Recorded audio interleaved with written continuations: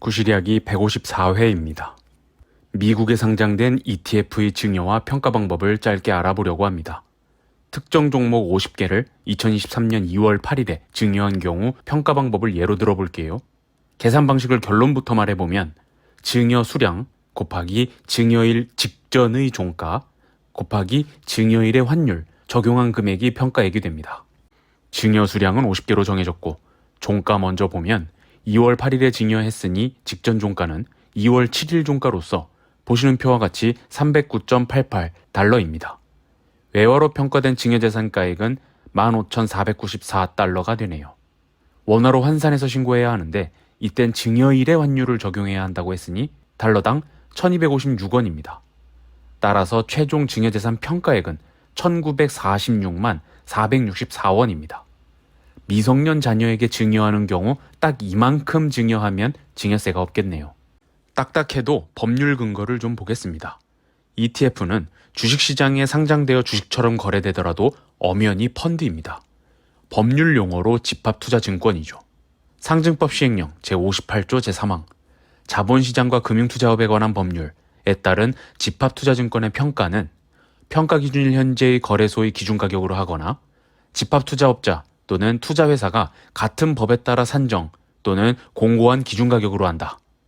평가 기준일이란 증여일을 말하는 것이어서 증여일의 기준가격으로 한다는 겁니다.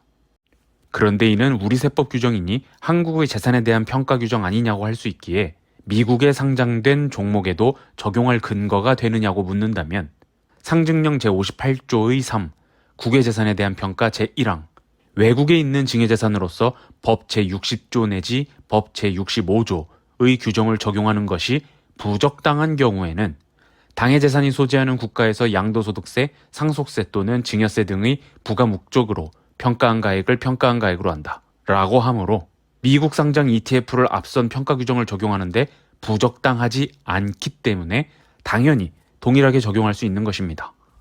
그렇다면 사례에서 증여일은 2월 8일인데 왜 전날인 7일의 종가를 사용했을까요? 자본시장과 금융투자업에 관한 법률 시행령 제260조 집합투자재산의 평가 방법 제1항에 따르면 해외 증권시장을 포함한 증권시장에서 거래된 최종 시가를 말한다고 하면서 해외 증권의 경우에는 전날의 최종 시가를 말한다고 되어 있습니다.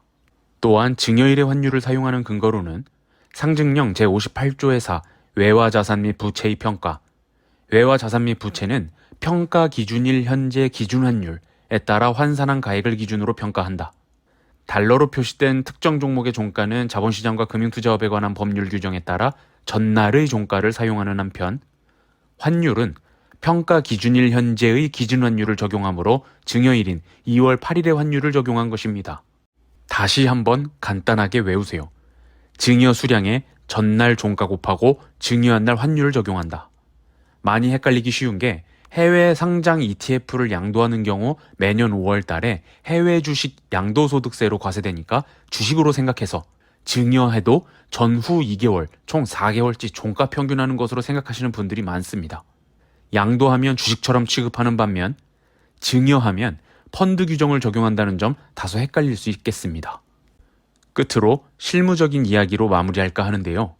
주식 증여보다 훨씬 간단하고도 누구나 접근하기 쉬운 정도로 평가해 볼 만한 규정이겠으나 그럼에도 뭐가 이리 복잡하냐, 더 쉽게 신고할 수 없냐고 물을 수 있습니다. 이 경우엔 원칙은 아니지만 증여일 날에 잔고증명서를 발급받아 거기에 적힌 평가액으로 신고하는 방법입니다.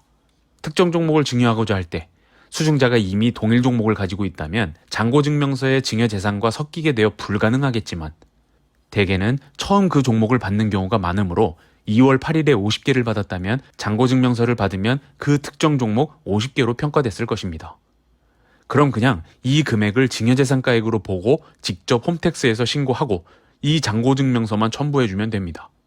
증권사마다 잔고증명서상 나타내는 기준일의 평가 방법이 약간씩 달라서 어떤 증권사는 원칙대로 전날의 종가를 사용하는 반면 기준일 당일의 종가를 사용하는 경우도 있기 때문에 다시 한번 말하지만 원칙은 아닙니다. 다만 하루 차이에 시가 등락이 크지 않은 경우가 대부분이고 굳이 세법 외의 법률을 보지 않고 그냥 증여세 규정만 놓고 봤을 때 평가 기준일 현재의 거래소의 기준가격이나 공고한 기준가격으로 한다고 했으니 증권사의 잔고증명서상 금액이 어떤 방식으로 평가됐든 세법 규정을 적용하는데 완전히 벗어난 것도 아니며 경험상 상속세나 증여세를 신고할 때 전부 한 번도 문제된 적 없습니다. 어떤 방식을 이용하든 어렵지 않으니까 저평가된 해외 상장 ETF의 증여를 계획하신 분이라면 증여재산 공제 범위 내의 증여라도 꼭 신고해 두시길 바랍니다. 이상으로 154회 구실 이야기를 마치겠습니다. 감사합니다.